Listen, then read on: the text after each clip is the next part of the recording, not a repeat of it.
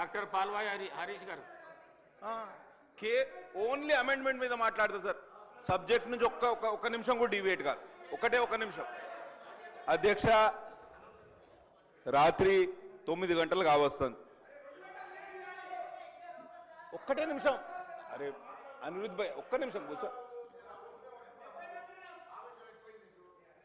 ఇంత సమయాతీతమైన మీరు సహనంతో సభను నడిపిస్తున్నందుకు, కొత్త శాసనసభ్యులకు మాకు అవకాశం ఇస్తున్నందుకు మిమ్మల్ని ఫస్ట్ అభినందించాలి అధ్యక్ష.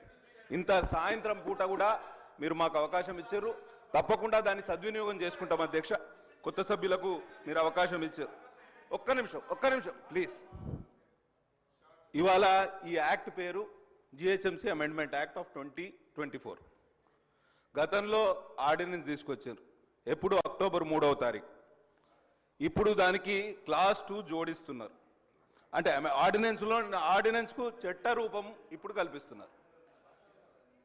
ఈ 374B అనేది ఎంత ఆర్బిటరీ ఉంది అంటే, it shall be competent for the government to empower any officer, any agency, any authority to exercise any of the powers of the corporation and the commissioner vested in them by or under this act to protect public assets.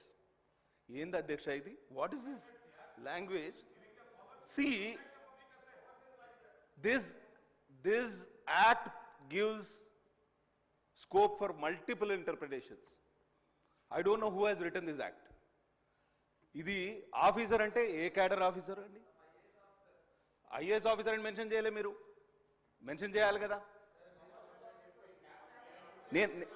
Agency, private ఏజెన్సీయా, public ఏజెన్సీయా, అథారిటీని ఎట్లా classify చేస్తారు అధ్యక్ష?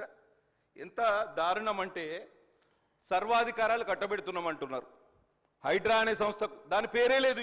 ఈ చట్టంలో హైడ్రా అనే పేరు లేదండి. Statement and objects and రీజన్స్లో హైడ్రా అనే పేరు లేదండి. మీరు హైడ్రా అనే పేరు పెట్టి ఒక సంస్థను తయారు చేసి దానికి చట్టబద్ధత ఇచ్చే క్రమంలో మీరు కనీసం హైడ్రా అని ఈ చట్టంలో మెన్షన్ చేయలేదంటే ఎంత లోపభూయిష్టంగా ఉందో ఒకసారి మీరు అర్థం చేసుకోండి అధ్యక్ష. నేనేమంటున్నా అంటే, ఎవరు తయారు చేస్తున్నారు ఈ బిల్లులు, ఎవరు చదువుతున్నారు? లర్నెడ్ మెంబర్స్ ఉన్నాం ఇక్కడ. మమ్మల్ని అందరూ మీరు అవహేళన చేస్తున్నారు అధ్యక్ష. ఇంత అలా అనాలోచితంగా లోపభూయిష్టంగా ఎట్లా తయారు చేస్తారు అధ్యక్ష? హైడ్ అండ్ సీక్ లాగుంది, దోబూచులాట లాగుంది అధ్యక్ష. ఈ bill is arbitrary, flawed, unwarranted, uncalled for అధ్యక్ష. Who is accountable for this bill అధ్యక్ష? Who will be held for the accountability? This bill won't stand in any court of law అధ్యక్ష. ఎవరైనా కోర్టుకు పోతే కోర్టు కొట్టేయడం ఖాయం. ఎందుకంటే ఇది ఎంత లోపభూయిష్టంగా ఉందంటే, your law department needs a overall అధ్యక్ష. అసలు ఎవరు చేస్తున్నారు, ఏం చేస్తున్నారు అనేది ఒకసారి మీరు అర్థం చేసుకోవాలి.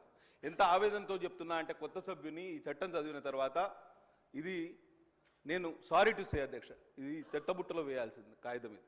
నేను ఎందుకంటున్నా అంటే, there is no reason why this bill was presented. దీనికి ఒక క్లియర్ కట్ డెఫినేషన్ లేని పరిస్థితి అధ్యక్ష. ఒక నానుడి ఉన్నది, what legitimizes power is the manner in which it is exercised. మీరు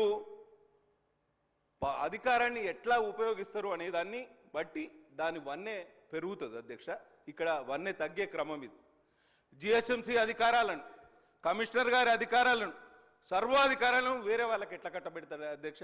మేయర్ ఉంటాడు, అక్కడ ఎలక్టెడ్ బాడీ ఉంటుంది, కమిషనర్ గారు ఉంటారు, మొత్తం సర్వాధికారాలు ఆర్బిటరీగా. దానికి ఒక డెఫినేషన్ లేదు అధ్యక్ష.